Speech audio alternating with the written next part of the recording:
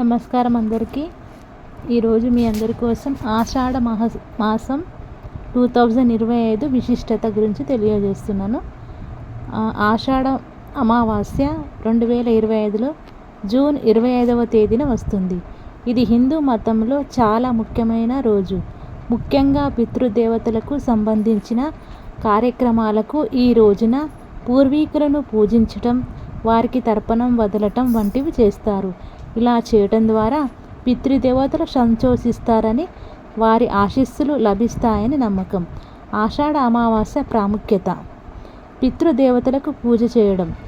ఆషాఢ అమావాస్య రోజున పితృదేవతలను పూజించడం చాలా ముఖ్యం. వారి ఆత్మలకు శాంతి చేకూరాలని, వారు తమ వారసులను ఆశీర్వదించాలని కోరుకుంటూ ఈ పూజ చేస్తారు.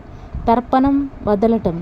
ఈ రోజున పూర్వీకులకు తర్పణం వదలటం ద్వారా వారి పట్ల భక్తిని చాటుకుంటారు. ఇలా చేయడం ద్వారా పితృదేవతలు సంతోషిస్తారని, వారి అనుగ్రహం లభిస్తుందని నమ్ముతారు. దానాలు చేయటం. ఆషాఢ అమావాస్య రోజున దానాలు చేయడం కూడా మంచిది. ఇలా చేయడం ద్వారా పుణ్యం లభిస్తుందని, పేదలకు సహాయం చేసినట్లవుతుందని భావిస్తారు. గంగా స్నానం. ఈ రోజున గంగా నదిలో స్నానం చేయడం వల్ల పాపాలు తొలగిపోతాయని, పుణ్యం లభిస్తుందని నమ్ముతారు. ఆధ్యాత్మిక కార్యక్రమాలు. ఈ రోజున ఆధ్యాత్మిక కార్యక్రమంలో పాల్గొనడం, ఉపవాసం చేయడం, జపాలు చేయడం వంటివి కూడా చేస్తారు. ఆషాఢం అమావాస్య 2025 తేదీ, సమయం.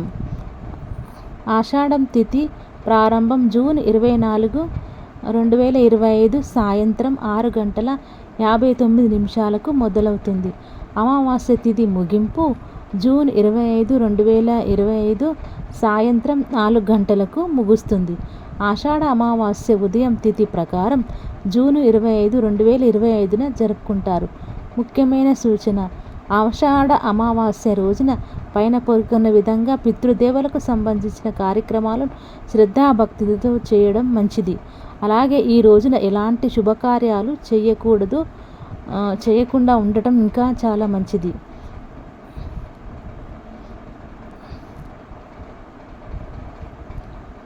ఆషాఢ మాసంలో వచ్చినటువంటి ఆషాఢ అమావాస్య ఈరోజు ఇలా చేస్తే అద్భుతమైన ఫలితాలు వస్తాయి. ఏం చేయాలి అనే దాని గురించి, ఎలాంటి పనులు చేస్తే అద్భుతమైన ఫలితాలు వస్తాయి అనే దాని గురించి ఇప్పుడు తెలుసుకుందాం. వేద క్యాలెండర్ ప్రకారం జూన్ 25న ఆషాఢ మాసం అమావాస్య వచ్చింది. సనాతన ధర్మంలో అమావాస్య తిథికి ప్రత్యేక ప్రాముఖ్యత ఉంటుంది. ఈ శుభ సందర్భంగా గంగా నదిలో స్నానం చేయడం మంచి ఆచారం. దీనితో పాటు దేవతలు, దేవుడు, మహాదేవుడు పూజిస్తారు. అమావాస్య తిథి నాడు పూర్వీకులకు తర్పణం కూడా అర్పిస్తారు. అమావాస్య తిథి నాడు పూర్వీకులకు తర్పణం అర్పించడం ద్వారా 3 తరాల పూర్వీకులు మోక్షాన్ని పొందుతారని ఒక మత విశ్వాసం ఉంది. అదే సమయంలో సాధకుడు ఆనందం, అదృష్టం పెరుగుతుంది. జ్యోతిష్యుల ప్రకారం ఆషాఢ అమావాస్య నాడు శివావాసనం, వృద్ధి యోగం అరుదైన కలయిక ఏర్పడుతుంది. ఆషాఢ అమావాస్య శుభ సమయం, యోగాను తెలుసుకుందామా? ఆషాఢ అమావాస్య శుభ సమయం. సాధకులు తమకు అనుకూలమైన సమయంలో స్నానం చేసి ధ్యానం చేయడం ద్వారా దేవదేవులు శివుడు పూజిస్తారు. అలాగే పూజ తర్వాత వారు దాన ధర్మాలు చేస్తుంటారు. వీలుంటే గంగా లేదా దాని ఉపనదులలో స్నానం చేయవచ్చు. వీలు లేని వారు ఇంట్లో గంగాజలంతో స్నానం చేయవచ్చు.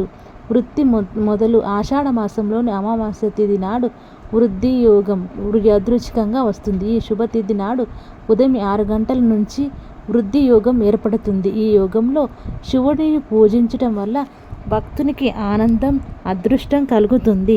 అలాగే అన్ని రకాల ఆగిపోయిన పనులు జరుగుతాయి. సర్వార్థ సిద్ధి యోగం కోసం ఆషాఢ మాసం అమావాస్య తిథి నాడు సర్వార్థ సిద్ధి యోగం కూడా ఏర్పడుతుంది. ఈ యోగం ఉదయం 5:25 నుండి ఏర్పడుతుంది. అదే సమయంలో సర్వార్థ సిద్ధి యోగం ఉదయం 10:40 వరకు ముగుస్తుంది. జ్యోతిష్య జ్యోతిష్యులు సర్వార్థ సిద్ధి యోగాన్ని శుభప్రదంగా భావిస్తారు. ఈ యోగంలో శివుడిని పూజించటం ద్వారా సాధకుడు అన్ని రకాల ప్రాపంచిక సుఖాలను పొందుతాడు. శివవాస యోగ ఆషాఢ అమావాస్య శుభ సందర్భంగా శివవాస యోగం ఏర్పడుతుంది. ఈ యోగం సాయంత్రం 4 గంటల వరకు ఉంటుంది.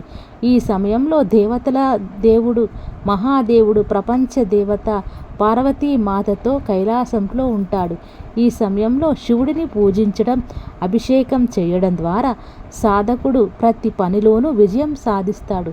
నక్షత్ర యోగం ఆషాఢ అమావాస్య నాడు మృగశిర అర్ధ కలయిక ఉంటుంది. ముందుగా మృగశిర నక్షత్రం కలయిక ఉంటుంది. దీని తర్వాత అర్థయోగం ఉంటుంది. ఈ యుగంలో మీరు పూజ, జపం, తపం, దాన ధర్మాలు మొదలైనవి చేయవచ్చును. ఇదండి ఆషాఢ అమావాస్య యొక్క ప్రాముఖ్యత.